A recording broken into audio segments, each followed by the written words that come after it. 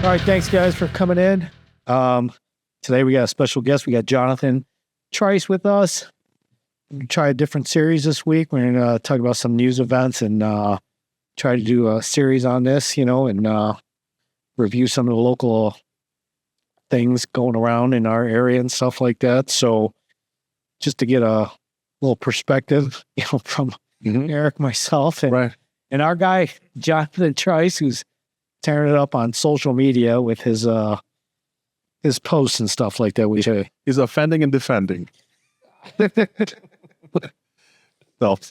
Yeah, so some of the thing, I guess the biggest thing right now going on in the city right now is the whole shooting at the tree lighting ceremony. So you can't even fucking go downtown anymore without worrying about getting shot. You know what I mean?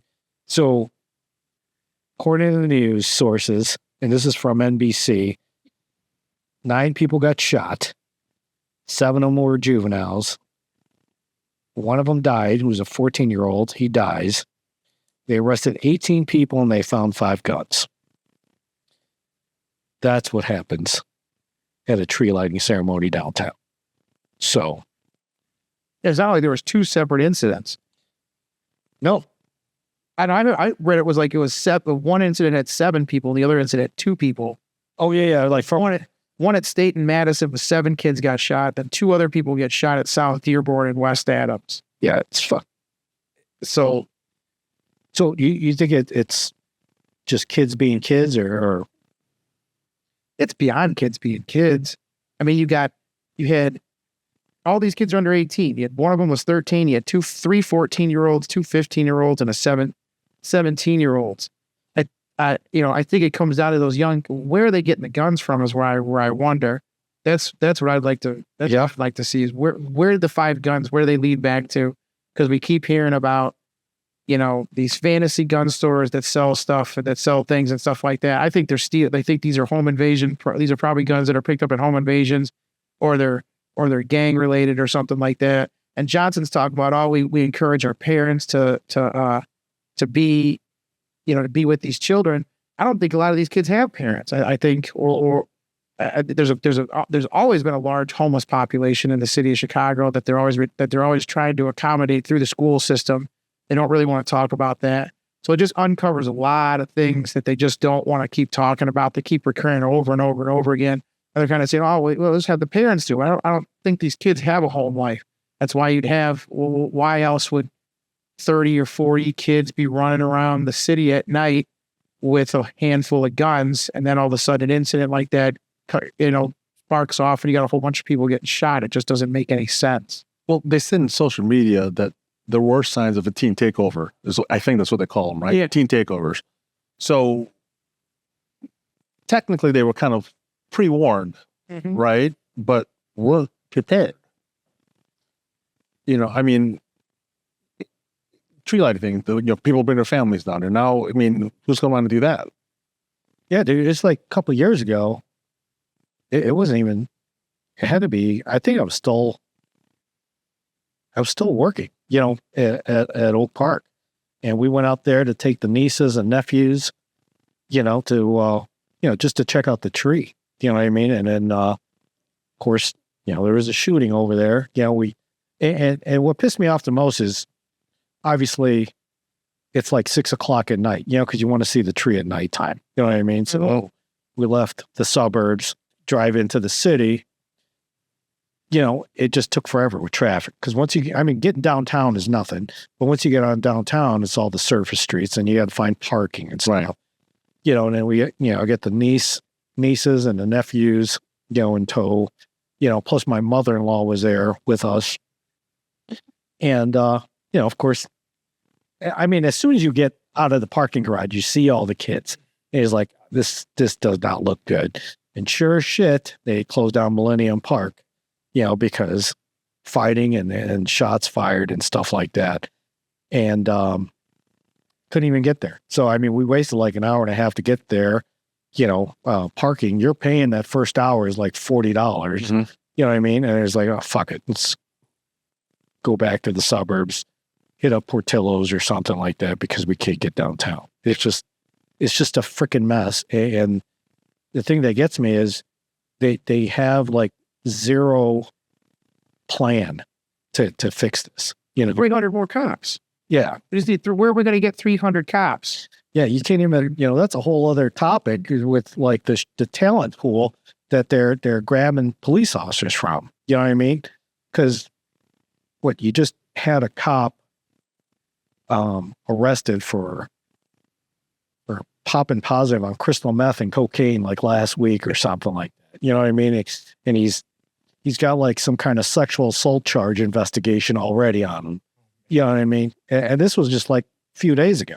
You know what I mean? So, and, these are the kind of people that, you're hiring because, you got a heartbeat, most departments will take you if you've never been arrested before, even if you had been arrested.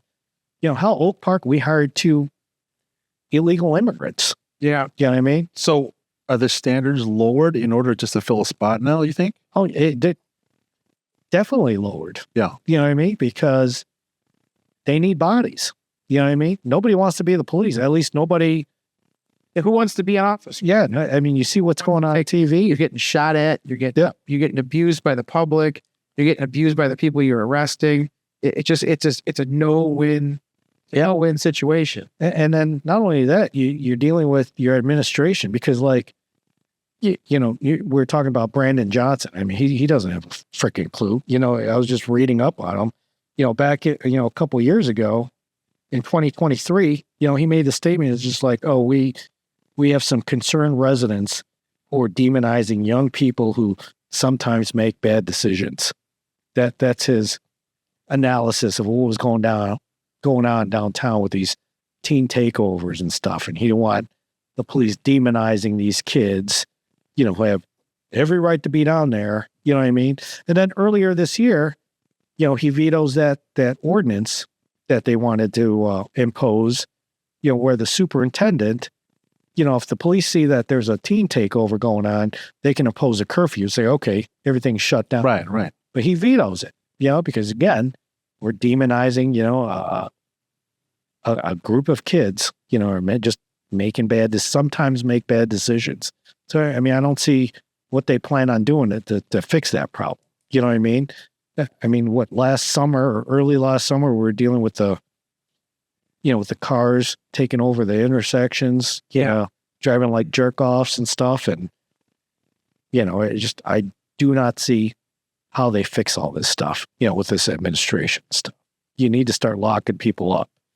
And, because it's no fun, man. It's just like, even this year, Thanksgiving is on Thursday, and usually our tradition is to go down there, and. Yeah, what happened to going down and going to the department stores? Yeah, exactly. Looking at the Christmas gift, go getting the dinner under the tree, then all that kind of stuff. Yeah. That's all gone. The walnut room, all that stuff, You can't do that stuff. Because you go down there and you got to worry about, man, I got to deal with all the freaking animals down here and shit and causing havoc and stuff, and it's just. And kids aren't necessarily the problem. It's the kids. It's when you get these groups of kids in there, then it's just nothing good is happening, and they're not doing anything to restrain it. And there's no other alternative for where they could go. I remember when I was growing up, we could go to the bowling alley.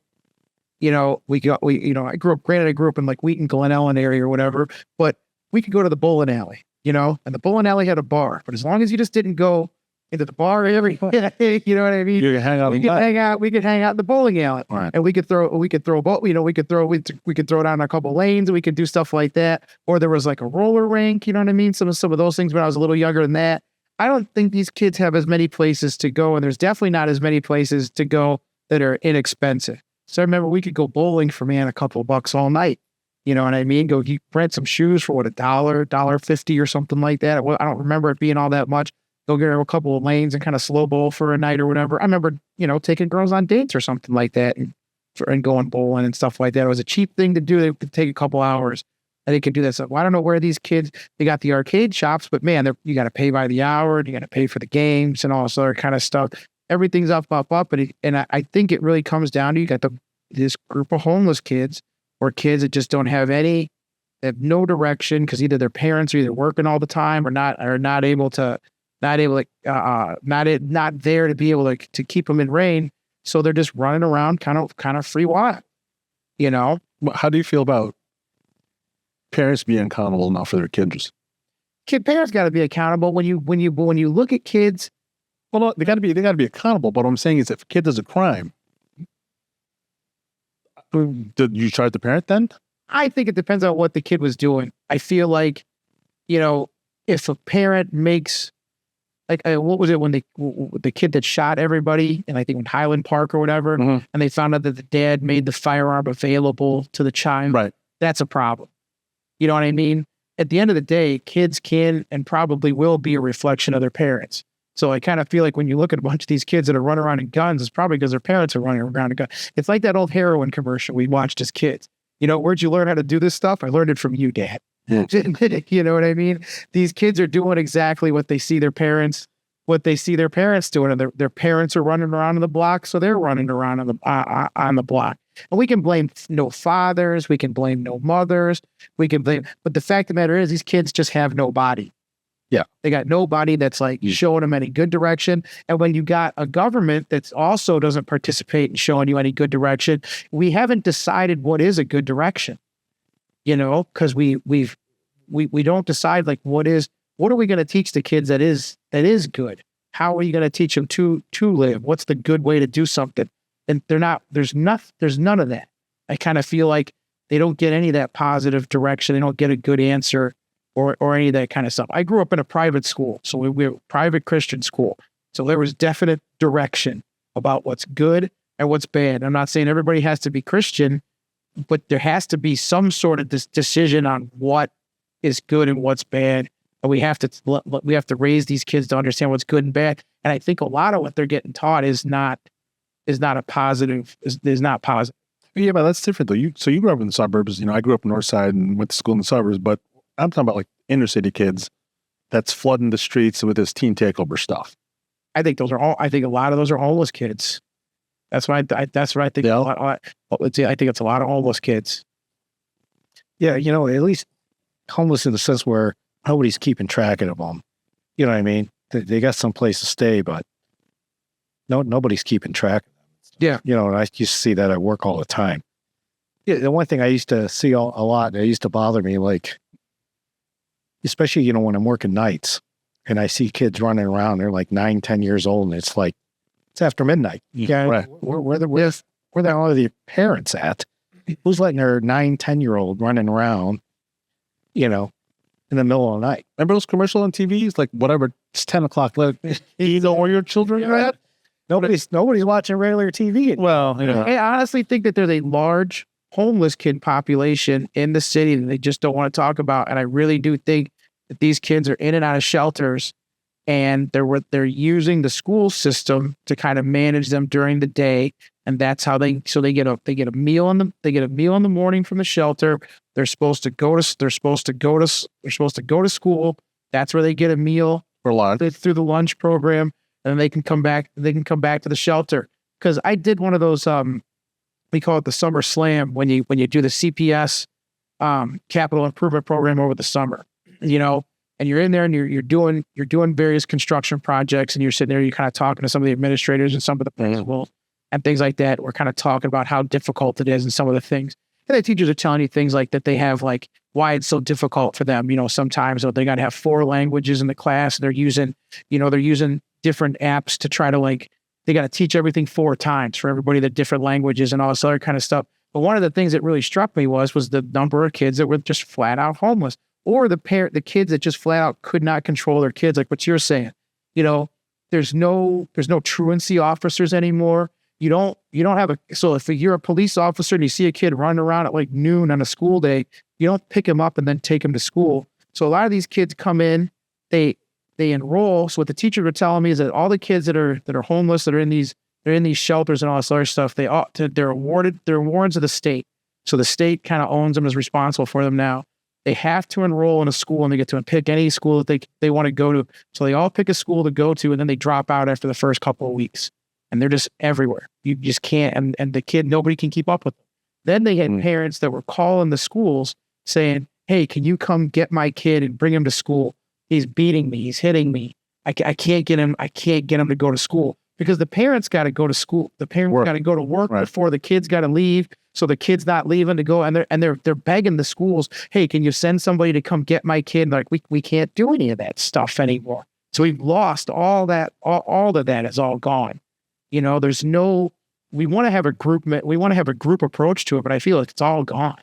There is no more group approach to it all. There's no more truancy officers. There's no more anything, you know, there's just none of that stuff anymore.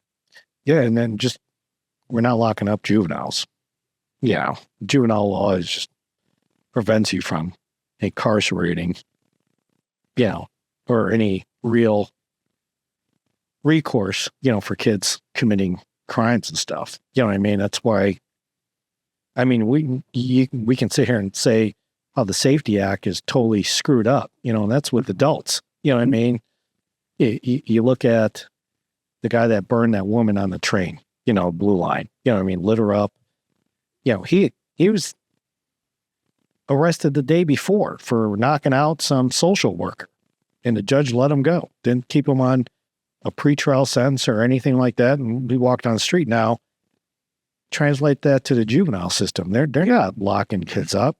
You know, there used to be like a point system. Like if you've been arrested before, that you got a point, you know, or if it's a felony, it's another point, and so on. And if you get like 4 or 5 points, then, you know, he's brought to the juvenile detention center, you know, in Ogden or something. You had to transfer him there. Even then, he's only there for a couple days, you know, because they're going to let him go to a parent. You know, even when they commit a misdemeanor, you know, he doesn't have enough points. Somebody's got to pick him up. And a lot of times it wasn't their parents, it was their play cousin. Yeah, I know. Because as long as they were 18 and had an ID, you just got to put on a report. So-and-so picked him up.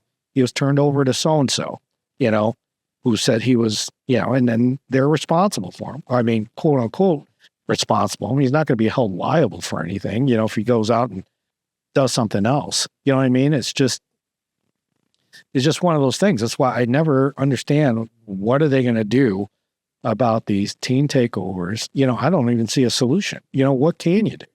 You know what I mean? Because, yeah, you know, I'll sit here and make fun of, you know, mayor, or not make fun of him, but criticize, you know, the mayor of Chicago all day. But in all honesty, you know, even if you wanted to do something, what are they going to do? I don't see any good solutions as to, you know. I wouldn't want that job. I tell you, he looks like, I feel like sometimes I'm like, is he taking tranquilizers? He's got His eyes are kind of, and he's just standing there just taking it. I'm like, man, either this guy's he's got to have a scream room at the house or something like that, or I don't know. Yeah, his punch card at the dispensary must be like, I don't know, like, jacked up.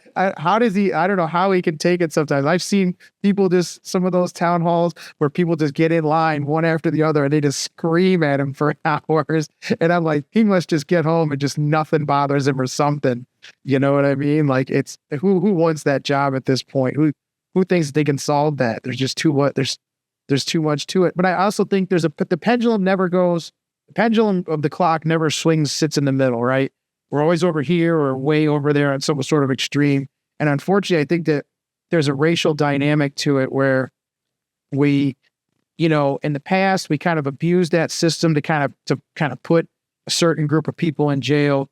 And then now it's kind of like they're still doing the same thing, but we're all like, well, we can't because, you know what I mean? Because it looks, the optics are bad. You know what I mean? But at the same time, the racial profiling. yeah, but exactly, like you understand it from being an officer, you know. So it's like you can't pull over. You could before it was like you were told to pull over black people, but now there's like a black guy speeding right in front of you. They're kind of like, well, you pulled over 2 black people today, so you got to cut it out now. So I was still at my first department when those racial profiling sheets came out. Mm-hmm. You had to start every time you did a traffic stop. You had to write down their name, male, female, race, you know, all this stuff, and take all these, identifiers down, and turn them in. You know what I mean? With your ticket, or at the end of the day, you had to turn in all your traffic stop data sheets and stuff like that, which I think is kind of funny because now it kind of forces you to reverse profile. You know what I mean? Because at the end of the day, if you got a sheet full of, oh man, all I did was pull over Hispanics and black guys, you know what I mean? Which, I honestly, it's hard pressed for me to think of an officer or remember working with an officer. That's all he's doing. You know what I mean? I just didn't work with those kind of guys. You know what I mean?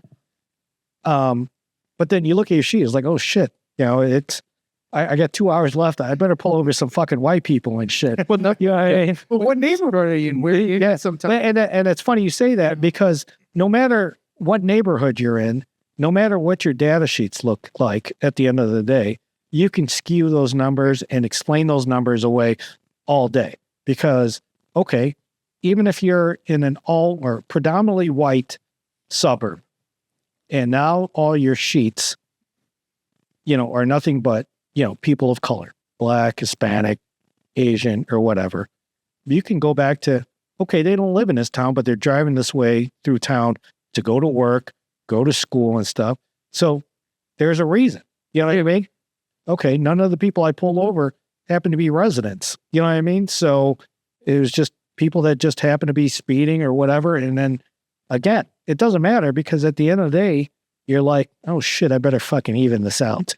But it's the optics of it. Everybody looks at the optics and they're always, oh, this is happening or that's happening. And it's like, not really. It's you just have to understand, it to stop with that. But it forces that pendulum to go back and forth. So now we can't talk about it, honestly, and that's why some of that needs to kind of go away, where we need to stop talking about like the black community and the brown community and this Asian community and the Filipino community and the white people and whatever. It just needs to be people. And some of them are breaking the law and some of them aren't breaking. But is it racial profiling still though if you pull over your own race? I don't think. Oh, yes. I know what I'm saying. Is that racial profiling? If I saw an Asian dude driving around and I needed some numbers, I was like, oh dude, he's mine. You just checked off your Asian quota that day. Yeah, exactly. A couple black cops got me on Lakeshore Drive. Yeah. Years ago. Yeah, but I'm saying with speed. Would then someone say you're racial profiling me, but we're the same race? Oh yeah. Yeah. It's like, is it? I don't know. You know what I mean? I mean, like I said, but it's like, because you're right. You look at the dynamics of like who got pulled over, but they never really talk about who's doing the pulling over. Right. You're right. That is a good question because it's like, maybe you pulled over a bunch of That's why I pulled over some random white people, but it's like, hey, I kind of am brown. It wasn't until like after like a year or so having to do these data sheets and stuff like that, the chief at my department at the time, who was black, he gives us, our State of the Union every year. And one of the things he said about these traffic data sheets, he's like, yeah, I don't give a shit about these data sheets because you can skew these numbers however you want. And he explained it just the way I explained it to you. It's like, okay, I pulled over a bunch of minorities today, but they were driving through town. You know what I mean? It's just the demographics that day. It's going to change from day to day. You know what I mean? And like I can honestly say, I can't think of one officer that I personally worked with that's just going out there. I mean, are there officers like that? I'm sure. You know what I mean? Every profession's got some bad apples and stuff like that. And that's been proven time and time again, especially in the police department, but as far as traffic, I mean, I don't even like doing traffic. I think most of the time you make the decision to pull somebody over before you even know what they look like. Yeah, exactly. and then with tinted windows, it's like, Yeah, I don't know why did I pull you over. You're going you're going way faster than everybody else. But I can see it from the road. That's how I made a decision to shoot you with the freaking radar gun. It just made sense that way. yeah. And again, it's like a lot of times, like where I work now, right? It's a university and stuff. And we don't expect our officers to actually write tickets. Yeah, it's like, we have some enforcement to kind of be like, hey, you need to get off your phone or something, or you're driving too fast or something like that. And it's not like we're opposed to writing tickets. It's just, I think a lot of the officers are like, yeah, this is going to come bite me in the ass later. You know what I mean? This person's going to come complain. I'm going to be standing on the carpet and so on and so on. And I can't really blame them. You know what I mean? Because like my last year in Oak Park, I spent as internal affairs. So I know the conversation going on with the administration when they're like, yeah, what's up with this guy? What else has he done, in his career and stuff like that. Instead of just isolating that incident and saying, yeah, person was speeding. You know what I mean? You can't dispute that. You know what I mean? I don't care what race that person was. He was speeding. You know what I mean? It's on radar or whatever, or it's the officer's observation and stuff. They can fight that out in court. Show me how this had anything to do with race. You know what I mean? So even when it came to like swearing, you know what I mean? An officer swearing at somebody. And then you watch the video, the dash cam, and you're just like, well, yeah, they were swearing too. You know what I mean? So, but, again, you're talking about it. It's just the aesthetics. You know what I mean? It doesn't look good. It's all the perception. I think you're right though. The body cams and the dash cams, I think those have done a lot of good. Yeah. But you start to hear about an incident, then you go watch the whole dash cam, and you're just like, wow, that's kind of a mess. Or you kind of look at it, that whole thing was a mess, or that person was not really handling it that well. You know what I mean? Like I've watched a couple of these like sovereign citizen videos. Oh my God. You know what I mean? I'm glad I never had to deal with that. And it's just like, I can just see where cops, like they walk into that situation are just like, oh man, not this, not now, please. It's like, I don't have the patience right now for this, and it's always some crazy looking person one way or the other, regardless of race. You know what I mean? They're you can just tell it's going to go really, really, really bad, But there's the optics around it. I feel like it's just and nobody wants to admit it, and everybody has a really hard touching on it. Does a really hard touching on it because they're more tied to votes than anything else, and it's those perceptions that everybody has, and it's all about the smear campaign. Nobody reads the back page of the newspaper that has all the corrections, that has all the follow-ups and everything like that. We read the headline where it's white cop shoots black kid, and that's all you saw. And you don't read the 2 week later, kid was a gang member, shot at the cop 15 times. Cop was hiding in his car, finally steps out. You know what I mean? Or something like that. Or it was a felony stop or something like that. It's funny you bring that up, because the shooting at the tree lighting thing, nobody mentioned the race of the kids. No. Nobody wants to point out the elephant in the room. Yeah. You know what I mean? Which I think is, you're right. Nobody wants to talk about race unless it's a police officer. Yeah. Unless it's the white police officer. Kind of comes unless it's some sort of political advantage to where it can be construed to kind of create a smear or something like that.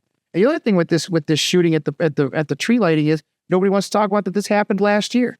Yeah. They're saying it was an isolated incident, but in 2024 on November 23rd, a 19-year-old woman was shot near State in Washington. She ran into Macy's. And there was a juvenile that got charged for that shooting, So it's like, this is, because I kind of thought about this and I was like, didn't this happen last year? And then so I started doing some research, jump on my ChatGTP, which I'm kind of known for using. And sure enough, ChatGTP comes back and says, yeah, it did actually happen. It just didn't make the news like this incident does. So it's like we see this as a repetitive thing. So it's building and it's building and it's building. So last year it was one kid shooting one person. This year it's a group of kids shooting multiple. So do you think that's why it made the news this year? Because there's more people involved? I think so. Yeah. I think it became a larger situation. And I think it hits with the politics. You can't deny it. You can't deny what happens this year, right? I think the one-on-one shootings, you can kind of throw a little blurb out there and you can kind of get them buried under the news. But this thing, I think the other thing is it's cell phone cameras and all these other things get caught on tape. You can't hide these. You can't hide this stuff anymore. Right. You know, like that goes back to I feel like that goes back to like the Armand Arbery case, which, you know, they tried to bury that case and it was on film. And then that film got released, which was, when I went back and looked it up, that film got released 20 days before the George Floyd incident. That's why George Floyd took it on the nose so bad, because Armand Arbery video gets released like the 5th of that month, and George Floyd got killed on like the 20th of that month. You know, so when you can't bury stuff like this. So when an incident like that happens and you got a group of these kids running around, it all gets on video and it's going to end up, and the media can't control who's going to put it out there right now. Right. So it's like everybody's going to have a podcast, everybody's going to have a TikTok or whatever. Somebody's going to put it on their Facebook or whatever. So the media's got to address it. They have to come on and get on top of it. Where something like this last year, probably nobody caught it on film, and it never really gets. So it just kind of hits the newspaper, and they can kind of choose anywhere they want to put it in the paper. So we can go ahead and we put it on page 10, or it doesn't have to make the front page. Right. They can kind of make the back of the newspaper where nobody really sees it. Right. Kind of hit it out in the blurbs and kind of not really. It's not going to make the you know, the big time news. You know, but now they got to address it at this point. And there's no way to avoid it. Right. Right. But it builds. You know, that we let it get away. We let it happen last year. We let it happen over and over again. And then you got the mayor going out. You got Pritzker and you got Johnson both saying that the city's safe. You got Trump saying, "Hey, I'm offering you help." And I think neither of them want to take it because neither of them want to politically let people know that the situation was solvable. Right. You know, and you're letting your pride get in the way of solving the issue. Well, and I don't think they even want to just give in to Trump for anything. They don't, not for anything, whether it's good or bad. Right. Right. Trump could give you the cure for cancer. They'd be like, "Wow, it's probably on an Epstein net." Yeah. Right. Right. You know what I mean? Yeah. You know, or something. You know what I mean? It's just insane that nobody will let anything. They won't give 1 inch. And it's like, look, you're trying to get help. You're trying to get these things cleaned up. It's like the other neighborhoods have gone down in crime and all these other kind of things, but they keep saying, you know, but we can't have any of that because we don't want Trump. We don't want to give Trump any benefit because it's going to end up resulting in a political benefit. Yeah, you can look at like DC, what he did in DC. Yeah. And you have all those residents making those videos of them playing at the park, taking their kids to the park, and they're like, "Yeah, last week we weren't able to do this and stuff like that." Even the chief of police out there ended up thinking, yeah, Trump was right. He cleaned it up. I think the mayor too. Yeah, everybody. It was just like, yeah, fuck, he did it. More cops doing their job work. Yes. And nobody has to I don't think that the cops weren't out there shooting people. They weren't out there in like tanks, you know, rolling the streets or anything like that. It's just making a positive presence that wasn't there before. You know? And that's why I keep saying this whole Safety Act thing, never work. You know what I mean? It's just, okay, everybody wants to make it about race and this and that. You know, it's racist to hold people accountable and make them pay their bond to get out of jail and stuff like that. And I'm like, yeah, okay. Don't commit the crime. You know what I mean? Even with the ankle bracelets, you get the ankle bracelets. If a guy cuts his ankle bracelet, it's like, I think they found one guy like 3 states over. They don't even have, if the guy jumps the ankle bracelet, there's not even an extra officer to go out and go get him. Yeah. Or anything like, there's just not, we don't have, we shredded the officers with the defund the police and all that stuff after Floyd. And I was watching Tucker Carlson a couple days ago. I can't remember who the woman was, but she was on there and she was talking about how it's affected in California. And she was like, man, I was totally wrong about that. She goes, I was all about defund the police and I thought it was a great idea. Oh, yeah. But then she admits that, you know, that they started sending social workers out to these incidents. And the social worker's like, yeah, but the guy's got a knife. Like, I'm a social worker. I can't handle somebody with a knife. So then they end up calling a cop. So now you got the social worker and the cops out there, so the cops out there anyway. And so now they've had this explosion of cost in managing these situations because I get some of those situations, you know what I mean? I understand a lot of that stuff. social workers kind of work 9 to 5, or police work kind of 24 hours a day, where you can call a cop 24 hours a day. So I kind of get that my kid's having a mental episode, and I don't want to send him to jail because that's not the best. That's not the best. He needs medication. Right. He needs to calm down. So I get that. But we got to figure out something to where police officers and social workers can kind of be combined. Whether police departments need to start hiring social workers, I don't know. But maybe that's a part of the solution, to where you could have some of these like dual teams, that are kind of going out, where they're kind of dual, where you got officers that don't do crime necessarily. They're not here to look up you're broken in your house. They're not going to respond to robberies. They're not going to respond to like necessarily gun violence, but they're going to respond to mental health situations and things like that. And that's what they do. And because I mean, wasn't a lot of the stuff that you did domestic and things like that? Oh yeah. Yeah. It's funny. And funny you say, to bring up the social worker thing, just a few months ago during the summertime, Evanston had a shooting at the hospital. And some guy, having a mental health episode, they sent out the social workers because they have that program there. Yep. Take him to the hospital, and ends up going to his bag, grabs a gun, and throws a few shots and stuff. He didn't kill anybody. The security guard ended up, at the hospital, ended up shooting him and stuff like that. But I can't remember what happened with that. But again, I don't think it's a bad thing for officers and social workers to be combined and to be able to work together and kind of go out together and kind of handle and be specifically assigned to stuff like that, so they can handle that kind of stuff. And that may alleviate police. I mean, was that one of the greatest? Did you like those calls when you were on? You get a husband and a wife going at it, beating the crap out of each other when there's kids in the house and all these other kind of things. Was that the best call? You're like, Jesus, this is what I want to go do. No, and the whole mental health thing, you go to enough of them, you feel bad for these people. You know what I mean? And so now a lot of officers have to go through CIT training, which is crisis intervention training. You know what I mean? So, and I avoided that class. Every time it came up, they're like, "Oh no, I'm working a case. I can't make it or whatever." But I ended up having to go to it, and I'm telling you, it was probably the best class that I ever been to, because it put things in perspective for you.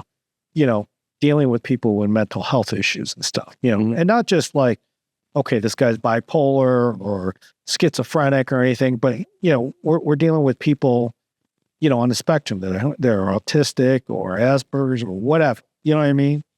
And dealing with those people. You know what I mean? And these aren't drug addicts. Yeah. They have a legitimate mental health issue. You know what I mean? And most officers, they're like, "Oh, you're dealing with this crazy guy again." But that class really put things in perspective with me, because you're dealing with somebody who's someone's family member. You know what I mean? It's just like, I can't imagine having a kid with special needs. You know what I mean? It's got to be rough. You know what I mean? A big, you have to deal with it. You know what I mean? So yeah. And if they're out there doing things that they don't know it's wrong, you know what I mean? Or they're not taking the right medication or not getting the right therapy, is that on him? What happens when you're 140 pounds and he's 210 pounds? Yeah, exactly. You know what I mean? And it's just, there's so many instances of, tackling these guys on the ground, and you're not able to like administer a drug that will slow somebody down or any of that stuff. Like I had an incident in my house where I had kind of like a seizure-like incident in my sleep, So my wife ended up calling the EMS, right? And I think they gave me, she said they hit me with Versed or something like that, Merced or Versed, something that was supposed to calm me down, but it did not calm me down. She said I fought off about 10 people, about a couple firefighters. She said it was 2-3 cops, and all these other things. Now, what happens in a situation like that where somebody's all of a sudden starts feeling threatened and they shot? Yeah. You know what I mean? Or something like that. But it was a mixture of police officers, EMS, and firefighters that were combined in that situation. So it's kind of like, the cop is there, but he's not running that primary safety role.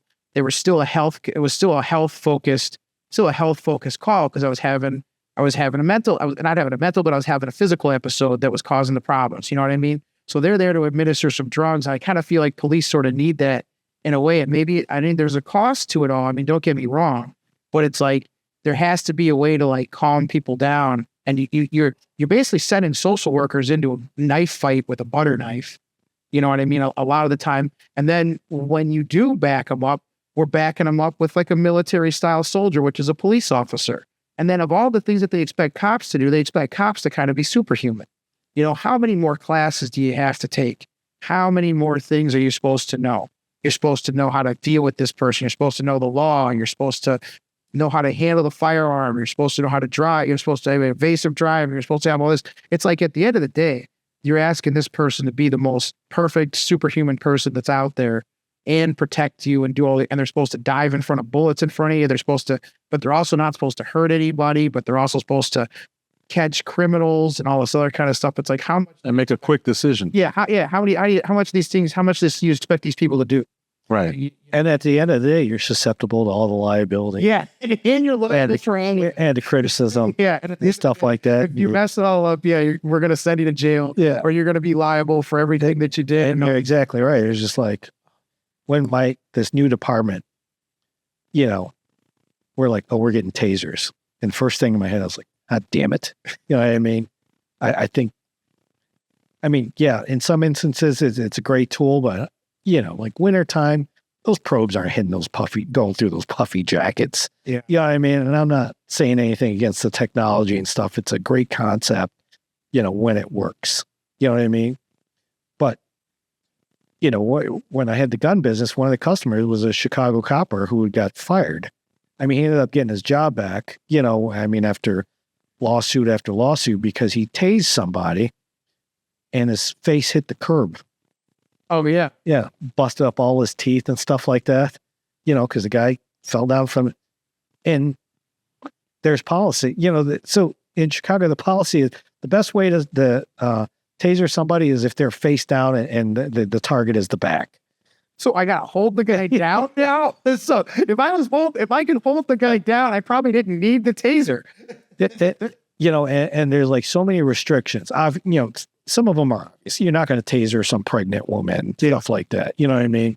Or somebody standing in water, you know, you can't really be doing that. You know, but if somebody's on top of a car, you know, because they're going to fall. You know, yeah. I mean, you have all these things that, you know, you're thinking about, and you said it earlier, you know, you kind of have like a split second to be thinking about. Right. So you don't have a whole lot of time to run all these variables in your head. You know, you're dealing with, okay, I got to do this, or otherwise somebody's going to get hurt. Yeah, you know what I mean? So like the cop that showed up, the woman, I think she called the police because she'd been calling social workers for several days, but it's like over the weekend or something like that. And her son was having a mental health episode. So she ends up calling the police finally. Cop shows up, and when the cop finally gets there, the kid's chasing somebody around the yard with a knife. yeah, Only tool the cop's got is a gun. So as soon as he gets out of the car, that's the first thing he sees. Yeah. Somebody chasing somebody else with a knife. Yeah. So what does he do? He goes for the tool that he's got that he's trained to use, and he uses that tool, and then all of a sudden everybody's mad at him. Oh yeah, because it's like, well, I didn't want you to do that. Why is like, well, what else did you want me to do? and I can't run. most cops know that too. It's just like, yeah, you have a split second to kind of figure out what's going on and deal with it or take some action. But the next day, everybody's Monday morning quarterbacking you because now they have the luxury of time and, you know, let's talk this out and see how you fuck this all up. You know what I mean? So When I called you about that incident with the drunk driver down at the end of my block, you know, and I was like, am I in trouble? You know, because I ended up, you know, I had this incident where these people were, this woman blew about a freaking, she was double the legal limit, crashed into these young kids. I was kind of first on the scene and helping out the young kids, you know, and I turn around and all of a sudden the car is just empty. Both the car doors are open. There's people on the side of the streets, you know, taking video and something. I'm asking, where's the driver's people? Right. Nobody can tell where the drivers are. And I see two people walking down the street and I start running after them. You know what I mean? I'm like, hey, are you the driver? And the guy turns around like, yeah, get away from him. I'm like, yeah, you're the driver. You know what I mean? So pushed the one guy off and I grabbed the girl and I'm pulling her back, you know. That's when the firefighter and the police showed up. Well, the firefighter gets out and he's like, "You're assaulting that girl." And I'm like, "I'm not assaulting her. She's the one that was driving the car and I'm trying to bring her back to the, Right. I'm trying to bring her back to the incident. You know what I mean?" And he's like, "You're assaulting her. You got to let her go." So I was like, "Fine, here you go. You take her." And then the officer comes up and he's like, "Hey," he's like, "How you doing?"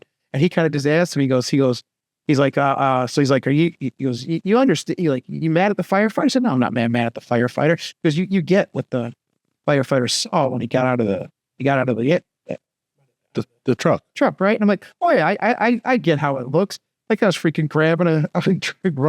I was grabbing a woman and dragging her down the street." I'm like, I can't blame him for coming at me. Now, the nice part about it is I didn't get shot or something like, but So what happened to the girls? Just kept walking? no. They when I kind of pushed her off, they grabbed her and within minutes they realized she was drunk. No. Okay. And then it ended up making the paper. It was her 4th DUI. She had like nine driving on suspended licenses multiple times, evading her paid device, all this kind of stuff. There was 2 empty bottles of liquor in the vehicle when they found it. Both her and the passenger were drunk. It was a nightmare. You know what I mean? And what had happened was she had passed out behind the wheel and drifted into oncoming traffic and hit these young girls that were trying to make a right-hand turn onto the road. Because the young kids were just like, they just kept saying, why did they hit us like that? You know what I mean? It was just, what caught my attention was I saw the car go quickly down past the end of my block. And then, when you hear a crash, but you don't hear any brakes, like nothing. And that's what I was like, I didn't hear any brakes or not, just like just a dead Bang. Yeah. Yeah. And that's what got me to kind of run over there. And then I just saw horrible accident. See these 2 girls, and it's like I saw one person standing in the street, kind of looking all over the place. And I,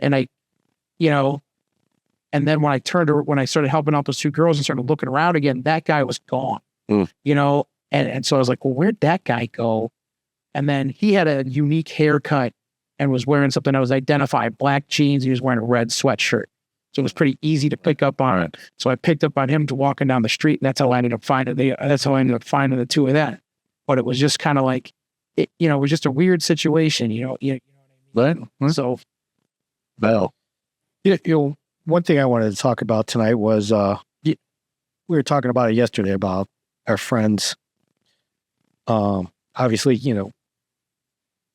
you've been around us long enough to kind of know what side of the aisle we sit on and stuff like that. You know what I mean? And talk a lot about politics. I read your posts and stuff like that.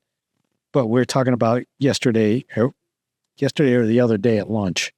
We were talking about, talking politics with our friends. You get a lot of that with your friends. They're talking politics and getting butt hurt. Yeah. I always just find it funny. It's just like, when friends or people, start talking about politics and stuff, and you say something, and I'm kind of reluctant to say stuff a lot of times because, now I'm racist or I'm misogynistic or, Thanksgiving coming up. You know what I mean? That's why I asked, because you have family coming over and stuff. I know a lot of them don't look at things the same way that we do. You know what I mean? And, how do you guys handle that stuff at your households? it's just going to be me, my mom, my brother, his wife, and their daughter, and my wife. Everybody knows my views. So we're talking about when's it going to snow and what are we going to do over the holidays and stuff like that. My mom's 83. She's done talking politics, even though she watches Jimmy Kimmel every night. Does she really? Yeah, she watches Jimmy Kimmel every night, but she thinks he's funny. You know what I mean? Which I just, whatever. But she thinks he's funny. She likes him. She likes him because she watches him before she goes to bed. But as you know, my mom is, she at 83, she's done with politics. You know, she grew up in that era of civil rights. She did her thing. She walked that route. She did some things with Martin Luther King. She did all that kind of stuff. She's done with all that. That's all over. She's got a pacemaker now. She's just trying to chill. And so we don't talk politics or any of that kind of stuff. You know what I mean? So it's all off the table for me at Thanksgiving. No, see, for me is, they tell you, you can't choose your friends, you can't choose your family, you can choose your friends, right? Yeah. So sometimes I push my family's buttons purposely just because I know they're still going to be my family. You're fucking stuck with me. Yeah, you're still we're still related, no matter, I don't care, right? Yeah. But then I also came to the realization that, I've lost a couple friends in the last couple of years because we just have different viewpoints. If you're going to walk away from our relationship because we just differ in terms of political opinions, then maybe we weren't really friends, or you didn't really consider me a friend, because I wouldn't turn my back on you because I fucking, don't agree with you. You're still friends. Yeah. But if you want to walk away just because of something like that, well, then I guess I valued our friendship more than you did. And I'm okay with that now, really. I mean, smaller circles, I'm happier. There is some of that. I've definitely lost some friends over the last couple of years over different things like that. And some of those friends, even my more neutral ground friends are like, whoa, what's up with Crazy? It's like, he's really off. Yeah. Or something like that. But as you know, anymore, there's getting to be more and more commonality. So if I want to talk to my brother about politics, we're going to bitch about property taxes. Yes. You know what I mean? Like, these property taxes are getting out of control. Because that's screwing everybody. Because it's, he's got himself a nice little property, and his property taxes are going up every year. I got myself a little tinier little place that he's got, and my property taxes are going up. I actually tried to, his next door neighbor, was selling the property, was trying to get rid of it to somebody that was kind of local or whatever. So I looked at buying it, and man, I'll tell you, like, with the economy and the interest rates and all the other kind of stuff, could not swing it at all. And the property tax is just under an acre. It's like 0.9 of an acre. And my brother's next door, he's got he's just over 3/4 or whatever, or something like that. I think my brother's at somewhere around 14,000 or something for property. He's 14, I think. What town is this? This is in Lyle. And I'd have been like in the 16s or something. And then I went to go to Lyle because you could annex in to Lyle and be on the city water and the city sewer. Well, it's $50,000 to tie in, and it's like, and they're acting like, that they're doing me a favor, and I was like, $50,000 isn't doing me a favor at all. Yeah. And they kind of, and the street is, I think where it is now, because it's unincorporated. So they actually pay the property taxes to DuPage. I think the property taxes go to DuPage County,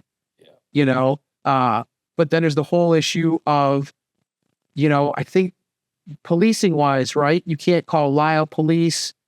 You can call, if it's unincorporated, you got to call DuPage County. Well, I think when you call 911, it routes you. That's the local. That's the local. You know what I mean? I started asking him. I kind of went to the village. I was like, so wait a second. So I was like, so you want me to pay $50,000 to be on like water and sewer, but like I can get a well. I can still get the same well or drill a new well, or I can still use the septic system. There's no problem with that. And I said, well, do I have access to Lyle school system? Like, oh yeah, you get access to Lyle school system. And I'm like, so I can still use like Lyle parks and Lyle system. I'm like, but it's kind of like, what am I paying $50,000 for? Just to hook up to the sewer and the water. I'm like, I kind of get all that. I'm like, I'm actually going to get cheaper water because I'll be on a well.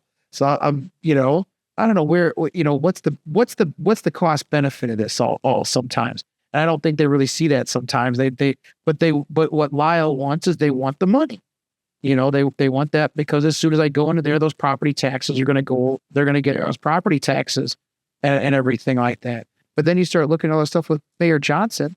And what is he threatening Chicagoans with? Every time you don't want to do what he says, he keeps saying, well, I'll just raise your property tax. You don't give me what I want, I'm going to raise your property tax. Who wants to be connected to that system? Who wants to, every time your political leader doesn't get what they want out of you or get you to vote the right way that they want to do, they threaten you with a higher cost. Well, yeah, I can't imagine what that conversation was like at your house then.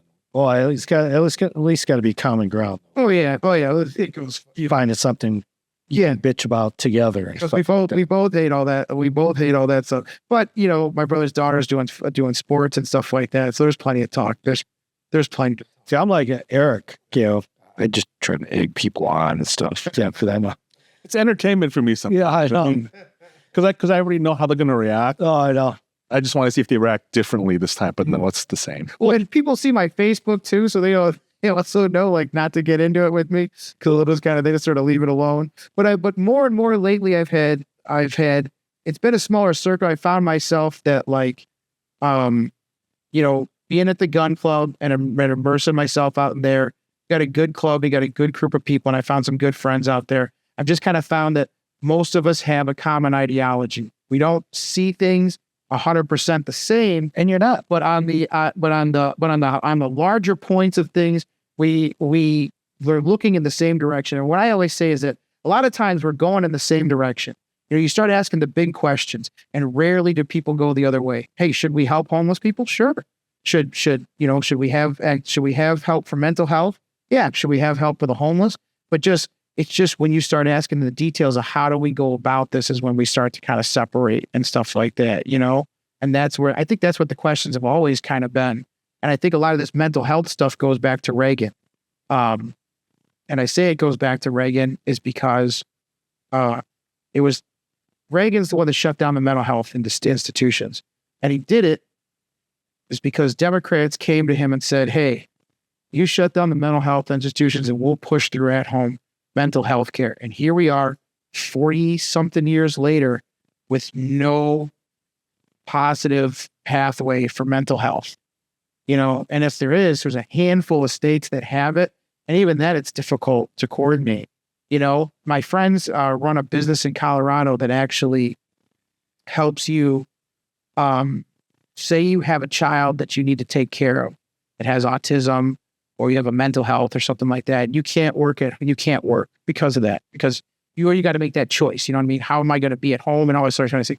So what they do is they help you to be able to work at home by paying you to do the mental health services for your child. So you can actually get income from the state, but even they talk about how the billing is so jacked up that it's like, that like getting the money to these people, they do the services, they put the time boxes, it's all verified, but even getting it tracked around and get the money back is so complicated.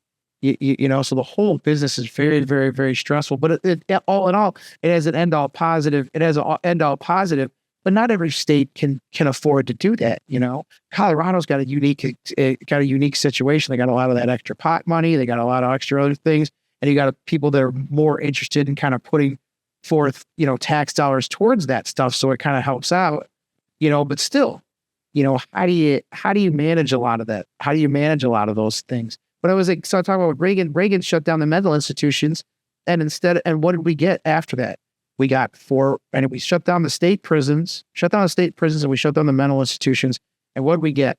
We got for-profit prisons that ended up going, and then we ended up with Biden and the assault weapons bans and things like that. And we started specifically going after a certain type of people, and we started giving all them felonies, and we started filling jails with low, with crimes that weren't really crimes, little pot crimes, small felonies and things like that, to fill up the jails, to keep the for-profit prisons in line. And that's where so we didn't do any good. We didn't solve any problems, and then and that's where the pendulum kind of swings over this way. And now we're coming back over the other way, and the optics look just as bad, so now we still can't go after those people and do it because of the way it looked in the past. And we still have no solutions for mental health in between, and so what are we doing? We don't know. Jesus. Yeah. It's just one of those things where, you talk about this stuff, with your family, and you're like, wait, what are you talking about, and stuff like that. And it kind of, and you were talking about like hanging out with guys from the club, obviously Eric and I belong to that same range, and it's great and stuff like that. And, we were just talking about, political discussions and stuff, but, even with guys that we know, some of our common friends, what I mean, are sometimes they're too far to the right. If there's anything that I learned it during COVID, what I mean? Because that's when being, middle of the road conservative, you were sick of everybody during that time frame. You know what I mean? Because obviously you're mad at liberals for obvious reasons. You know what I mean? Yeah. But then you have friends, and I'm sure you'll know who or you guys will have an idea. Some of the guys I'm talking about, they go to Menards and they get into it because they don't want to wear a mask. And they're on social media. I'll never fucking go to Menards ever again. You know, they're fucking whatever. Yeah. I'm like, you're arguing with a fucking floor manager. You know what I mean? This is the NFL again. Yeah. Watch the NFL before. Yeah.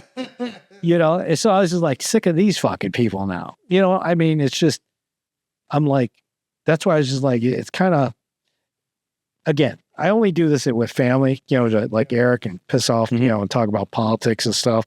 Yeah, because my mother-in-law, you know, really hates, you know, Trump and stuff. And it's just funny to get a rise out of her and stuff like that. And, but, you know, no, I don't really want to talk politics with certain people. But it's kind of funny though. Far right these days isn't the far right that we think we knew from the 60s, 70s.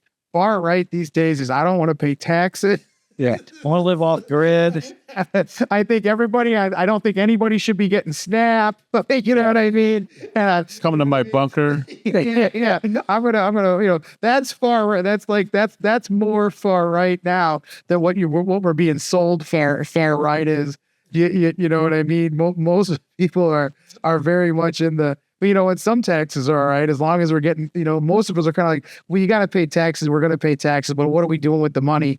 And I think that's where it gets frustrating, you know, because you look at this stuff with Johnson and it's like every single time I watch him giving out these budgets, right? When he's talking about we need more money for the CTA. We're going to raise the taxes on tolls. We're going to raise this and we're going to raise that. Not one time did you hear the word reduce or evaluate or you know, where's the reduction in spending? Remember when Democrats used to always talk about, like, you know, go back and do yourself a favor and go look at Nancy Pelosi's acceptance speech for Speaker of the House many, many, many years ago. She freaking sounds like Trump. She sounds exactly like Trump does today. We are going to be transparent. I'm going to focus on fiscal responsibility. The government needs to do better. We need to reduce. We need to be more efficient. We need to evaluate what we're doing and all that stuff. And then and then now the Nancy Pelosi that we know today is that she beats the market with her trade. That she does better. She does better than Warren Buffett on economics because she's insider trading. You know what I mean? But how she got in, you know, and I think you're going to see the same thing with that Mondami guy. You know, I feel like that he's one of those guys that I think he falls in line with Newsom in California. He just knows the right things to say at the right time, but he can't back it up and doesn't plan to back it up.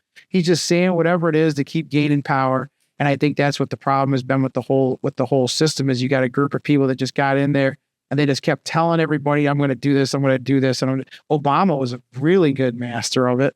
You know, he was excellent at it, just telling everybody, oh, I'm going to do this. I'm going to take care of that. I'm going to do this. But nothing ever really constructive ever happened with it. And one of the stuff he was doing wasn't really the stuff that he did get done wasn't very beneficial at the end of the day. And then you had Biden, who was like, who knows what he was doing for the last half of his presidency. I don't think he was even running. And I feel like it was just getting run by Congress. You know, they were just basically just steamrolling the guy into just passing whatever they wanted to pass and do it. And that's why I think that's why it bothers them with Trump, because there's such a contrast. It went from president being incredibly weak and Congress basically retaining control over everything. And then you go to Trump basically kind of being like a little bit of a one-man show in a way. I can understand some of it where people talk about him kind of being, they get this authoritarian concept because look, the guy's a billionaire, right? And I hate to tell you, you don't get to be like a billionaire by this like group mindset, right? You know what I mean? We don't say Peter Thiel and friends. Yes. You know, it's not, you know what I mean? It's not, you know, who is it that does Tesla right now?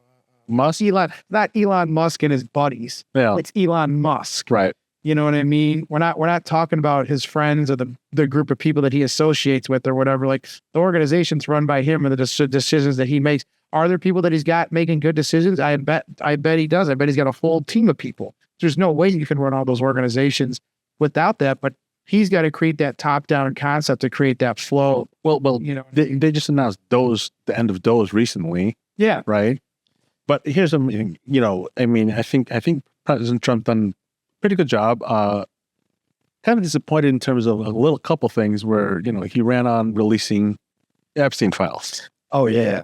Okay, so people are saying, well, release them. Well, Biden had it for 4 years, yeah. did nothing with it. Trump ran on, so when they get in office, I'm going to release it. Hasn't really released it yet. So Yeah. I'm kind of like, what can you wait for? Yeah, and the thing with Biden having it for 4 years, and I've watched all the freaking pundits on TV, hash this out stuff. And I think a lot of it's right, though, is like they would have put that out immediately if there was something on Trump. Absolutely. You know what I mean? If Trump was, hanging out, on whatever Epstein Island or whatever, and, fucking around and all this other stuff, man, that would have been day one of Biden. As soon as that Biden got a hold of those files, they're like, oh shit, throwing us out there. And I think both sides, like, I'm not happy with the timeline either. Right. You know what I mean? Yeah. I understand what you're saying, and, I don't put Trump on a pedestal either. I mean, I don't agree with everything he's doing and stuff like that. You know what I mean? I know there's a purpose, and a lot of the stuff is political and stuff like that. Everybody plays the game. It doesn't matter if you're a Democrat or a Republican. You know what I mean? You just kind of weed through all that BS and stuff like that. But again, if they had something on Trump, you know what I mean? It would have got released within the 4 years that Biden had those. But then on the flip side, if Trump knows what's in those files and he knows it could be damning to the Democrat side, liberal side, boom, I would have released right away then. Yeah. Listen, I want justice. So I want justice for those victims. Don't get me wrong. I mean, that's the bottom line. I think everybody, no matter what side of that, well, That's the worst part about it is the people that got affected by that are all just getting dragged. yeah, exactly. by both sides. Both sides. They got to relive this Right. over Yeah. and over and over again. And it's like you want to be past all that. You want to be able to get back to your life. And here they are. What is it? 8 years later Yeah. now or something like that after this situation? They're still getting dragged back into interviews. It's like, make the docuseries and be done with it, man. Yeah. Like, get over it. And Yeah. at the end of the day, I've almost given up on it at the end of the day because I just kind of feel like, I don't feel like there's as much there as we all think or want there to be. I honestly think he killed himself. I feel like a guy like that's always in control. He wants to be in control of how he looks, his image and everything like that. I think the very thought of him being judged by his peers and being exposed in that way, I think he wanted no part in that. And I think he was powerful enough that he could pay off somebody to say, hey, I'm going to go ahead. You just turn the cameras off. Like Diddy's riding around in jail with like a mini scooter and all this other kind of stuff. So we see that these things can happen, right? We see that it's pretty easy to get these accommodations, you know what I mean? In these types of prisons. So it's like, I feel like he killed himself. I don't feel like there's much in these files. And the only thing I really kind of seen that seems to make any sort of sense to me is that I feel like that there was a little theory that's been going around that Democrats have kind of gone to him and kind of said, if you can give us something on Trump that can't be refuted, that really can't, it really is hard to, we can kind of smear him with it, we'll kind of go easy on you. So that's about the only thing I've kind of heard that made any sort of sense, And you kind of see that, like, you see these things like people are communicate with them, because I'm not tracking all this stuff detail for detail, but it seems like, what is the issue? Like they were texting with him while they were in Congress and all this other kind of stuff. And for all these time that Democrats have been telling us it's all these Republicans. And now it's coming out that like they're emailing with the guy. They've been hanging out with the guy. They're going and visiting with him. Schumer's taking donations from him. But I also think a guy like that probably gave donations on both sides of the aisle. And the sad thing about it all is you're starting to see how cheap it is to buy a politician. You know, a couple $1,000 here and invite them to a few events here and there. And it's you know what I mean? And even with the health, and Bernie starts talking about, the healthcare industry and how much And you start going to look at, well, how much is the health? I'm thinking, well, the healthcare industry's got to be giving these guys billions. Yeah. You know, you look at it, it's like $10,000 here, 15 grand or something like that here. They spent like a whole grand total, just a few million on these guys. You know what I mean? It's like, it's that, for all the money that they collect off these guys, it's that cheap to buy these guys. Yeah. You know, what do you think is going to happen when the files all do come out? Nothing. I mean, you know what? You know what it's going to do? It's going to tell you who's on those flight logs, who, and then there's going to be zero repercussions. Yeah.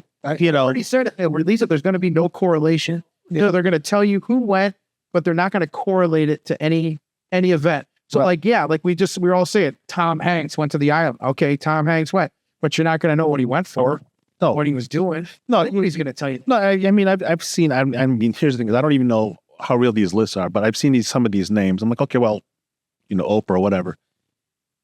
She's still going to be a billionaire. She's still going to have her shows. Tom Hanks is still going to make movies. Yeah. Nothing. And it's a small club. Billionaires hang out with billionaires. Right. So, you know, I mean, just release it. Let's move on. Let's release the alien stuff. That's what I want to get. Oh, yo, it's funny you know what I'm saying? say that because That's what I'm really interested in. fuck the Epstein, Exactly. the kid files and stuff. Don't get me wrong. Like I said, I think the bottom line is, you know, I obviously want to see justice for the victims. Right, absolutely. They're fucking horrible. And you're right. They're getting fucking dragged through the fucking, you know, dude. And you know, having worked, you know, sexual assault cases and stuff like that, those are the hardest cases to prove. You know what I mean? Now, on top of that, you add all the notoriety behind it. Oh, it's one of the Epstein, you know, cases or whatever. One of the victims from the Epstein incidents and stuff like that. So I can't imagine what those victims are going for. Mhm.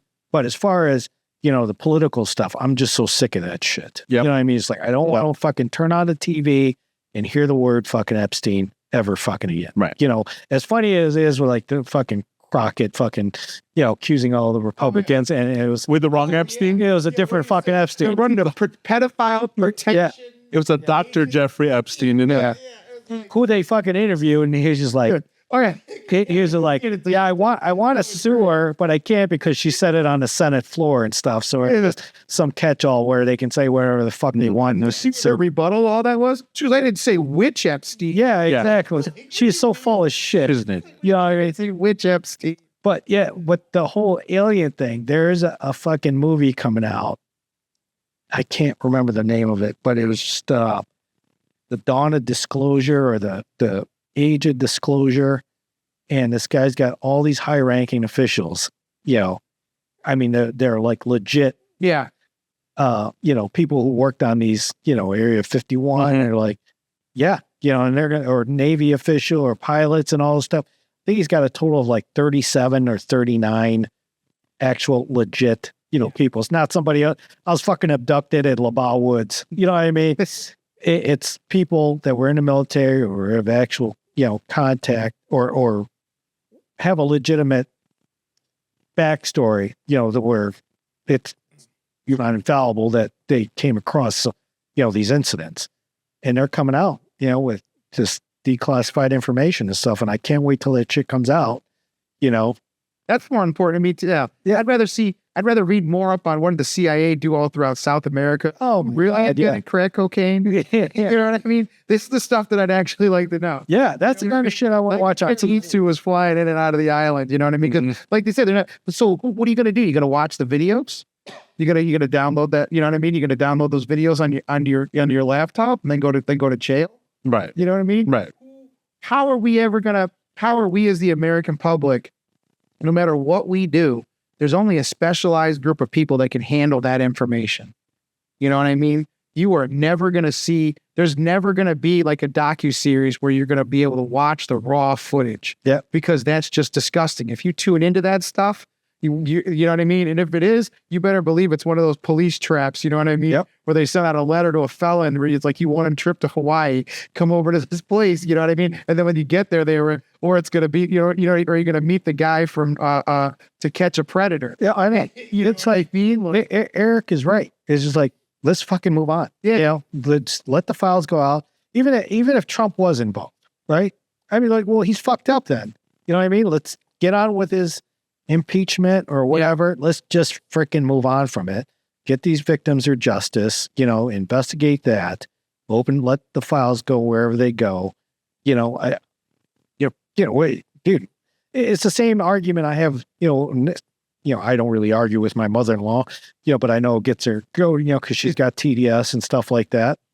But the thing I always tell her is like, you gotta figure out what he does for the country. I mean, yeah, okay, he says that, grab her by the pussy, or, he's a womanizer. I was like, I first of all, even if all those things were true, I'm not inviting him over for fucking dinner. You know what I mean? He's not sitting we're not breaking bread together. Yeah. You know what I mean? Property tax. I care about property tax. What's he going to do about property taxes? I don't care what he does when he's not at work. You know what I mean? I give two shits. We got all these presidents, like, there's presidents that would fight with their wives all the time. Oh, yes. I heard Kennedy was, getting a little promiscuous with Marilyn Monroe. Yeah. You got beloved Clinton probably did one of the most heinous acts ever. And you know what? No, I mean, as funny as all that Sold a lot of cigars, though. as funny as all that stuff is, it doesn't fucking affect me. It's just, again, you have people at your house or have people, in your circle that want to argue politics and stuff. And if I do get a debate, I'll say, okay, I only want to hear about stuff that personally affects your livelihood. You know what I mean? What is President Trump or President Biden, actually, what have they done that actually affects your day to day? You know what I mean? And a lot of people can't answer. We judge each other on this like perfect model. You're right. Yeah. It's like, you got to be perfect at work. And, it's like an officer and it's like, oh, he beats his wife. Yeah, but he's still, it's like, and I'm not saying it matters. It's like, you should be prosecuted for that kind of stuff. But it's like, there's at home time and there's, you can't sit there and bash the entire Catholic religion because a couple of priests are are doing promiscuous things with children or something like that. You got to look at what is the religion as a whole. What's your individual relationship with all that? You know what I mean? We got to start going back to treating people as an individual, but we try to cast wide nets over everything to make things easier. Yeah. And it's funny you bring up priests and stuff like that, because obviously I think it's a kick, I get a kick out of knowing that the Pope is from Chicago and stuff like that. You know what I mean? It's like, Southside. Yeah. But I mean, being raised Catholic, I'm like, oh shit, the Pope's from here. You know what I mean? It's not some Italian dude or some dude that speaks, a bunch of languages that I don't understand and stuff. He's from here, eating pizza from here, a Sox fan. Crazy. Yeah. Well, I mean, can't hold that. But what it comes down to is, okay, whatever policies he has, you know what I mean? Again, how does that personally affect me? Because you still have churches with, you got Father Flager. You know what I mean? How's he part of the Catholic Church? You know what I mean? Right. I don't understand that. You know what I mean? Or being Catholic, it's hard to be Catholic because, you go to church and stuff like that. And I'm a part-time Catholic at best, so I'm not a devout Catholic or anything like that. And I hope nobody's getting any religious education, from my accounts. You know what I mean? But, the thing is it's hard to go to church and then, listen to the priests and stuff like that when a lot of these people are like kind of like hypocrites, especially not anything personal in their lives, but when it comes to politics, Catholic Church is supposed to be against abortion stuff, but who do they vote for? You know what I mean? Right. These priests, Trump's horrible, Trump's this, Trump's that. But okay, but his opponent, is all about, pro-choice, and all this other stuff. You know what I mean? Goes totally against the church. So how can you support that person? And I try, again. Democratic Party, it's like the entire Democratic Party, like sort of, it's kind of like, Jesus is sort of your guy. Yeah. It's like he loves everybody, treats people as individuals, wants to help the poor, kind of didn't like the government, was kind of anti-taxes, you know what I mean? And they're all like, fuck that guy. Yeah, exactly. It's just like, and I don't push religion on anybody. I mean, that's your own personal business and stuff like that. And great thing about being American, you can pray to whoever you feel like praying to and stuff.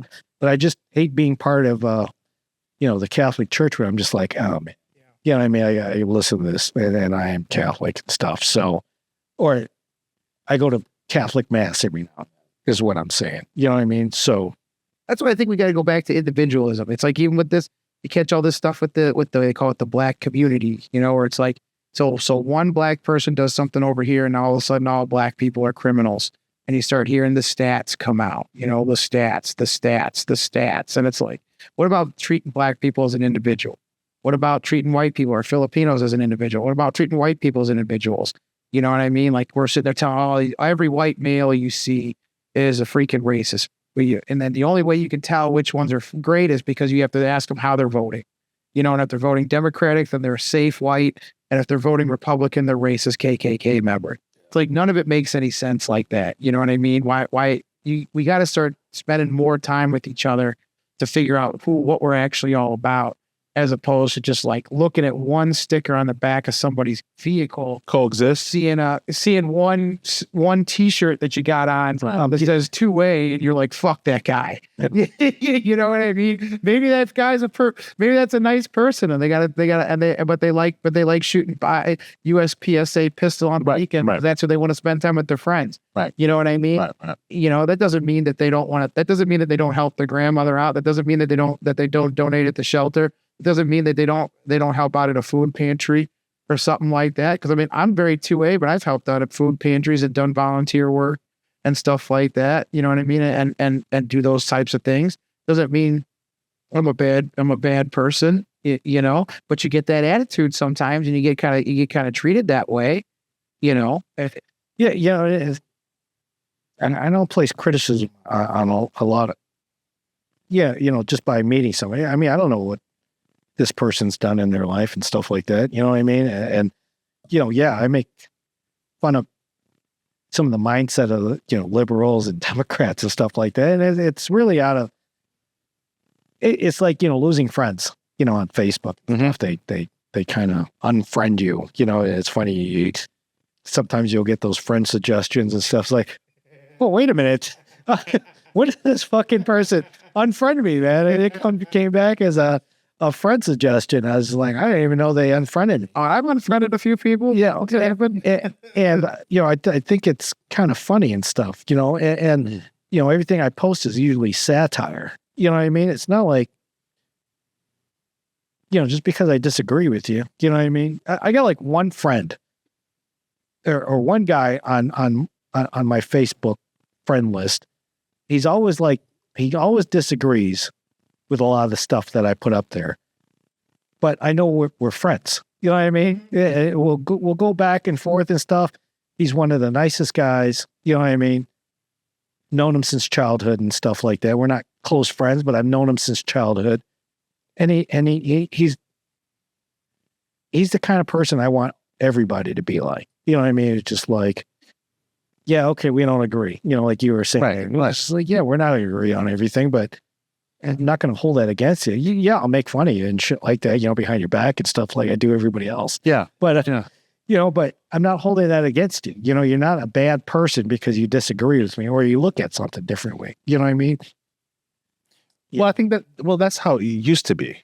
Yeah. I think, I don't know, things just change where, honestly, people... It's too much tribalism.